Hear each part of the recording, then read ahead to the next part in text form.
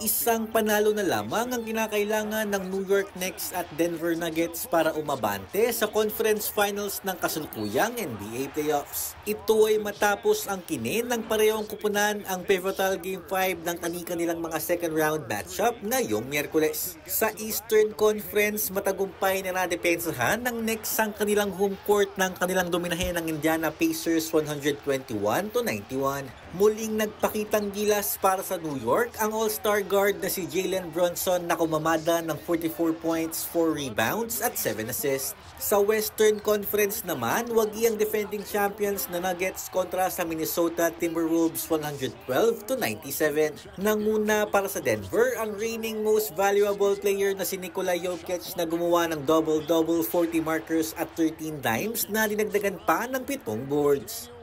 Darrell Clares para sa Pambansang TV sa Bagong Pilipinas.